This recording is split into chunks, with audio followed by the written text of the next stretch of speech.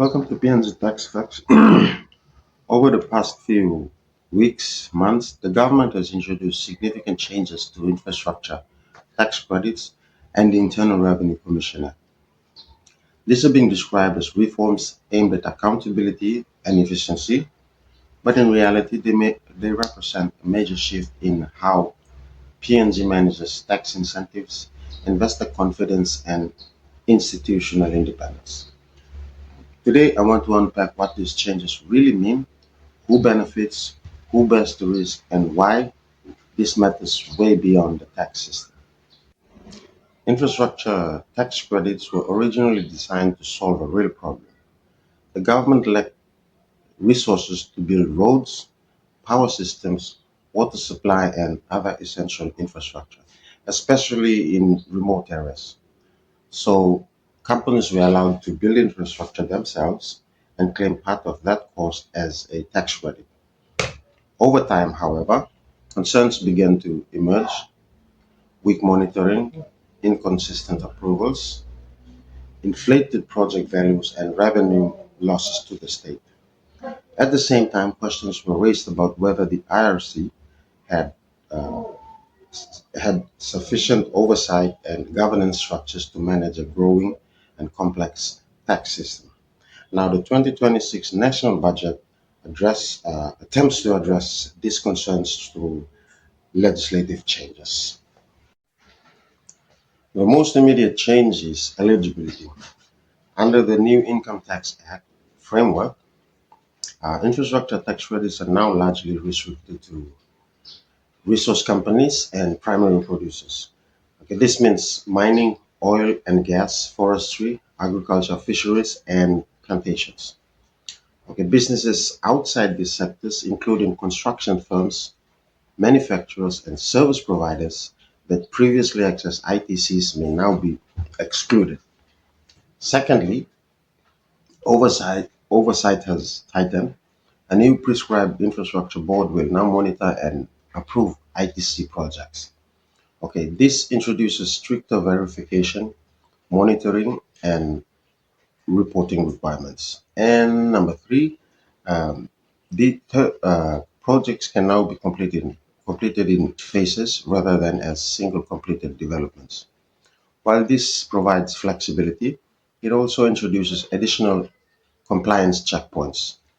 And finally, the ITC cap increases from 2% to 3% of assessable income for some companies, with a mandatory 0.5% allocation to Bougainville-based infrastructure.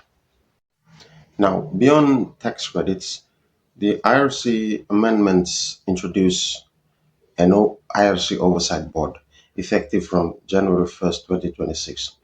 Okay, this board includes representatives from the Treasury, Finance, the Bank of Papua New Guinea, the IRC itself, the private sector, a non-resident tax expert, and a chairperson. Okay, the intention is to improve accountability, policy coordination, and institutional oversight.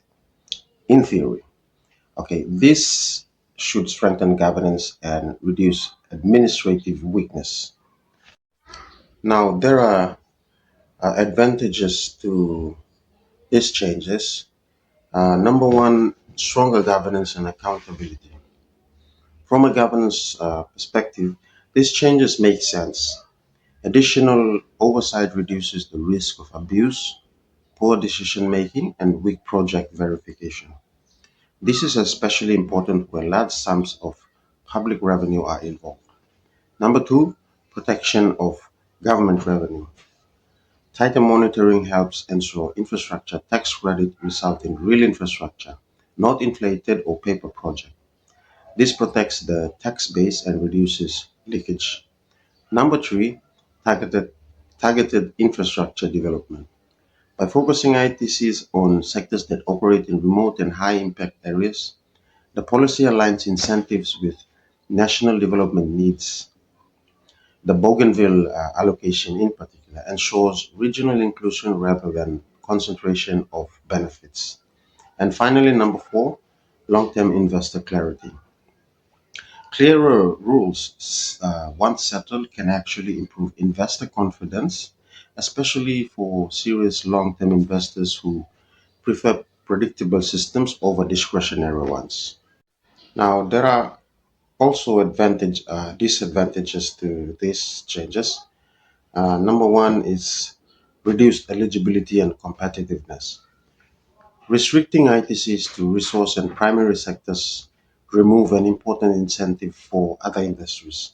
This may discourage diversification and make PNG less competitive compared to regional peers. Number two, increased bureaucracy and financial burden. New boards, phased approvals, and monitoring requirements increase administrative costs. Smaller companies may struggle to meet these requirements. Number three, perception of reduced IRC independence. The introduction of an oversight board with strong government representation raises concerns, not necessarily of direct interference, but of perception. In tax administration, perception matters. Investors value independent, predictable institutions. And number four, short term uncertainty. Policy changes introduced close to implementation dates can create confusion. Investors may delay decisions, adopt a wait and see approach, or redirect capital elsewhere. And finally, number five, uneven investment behavior. Mandatory regional allocations, while well intentioned, may reduce flexibility and discourage firms from utilizing the full ITC cap. These reforms are not just about tax. They touch investor confidence, infrastructure delivery, institutional credibility, and ultimately public services.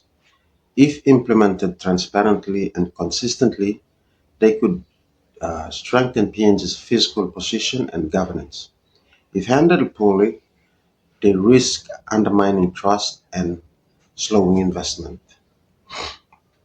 These reforms strengthen PNG's system, but only if confidence, clarity, and consistency are maintained. Good laws alone do not build development. Trust in institution does.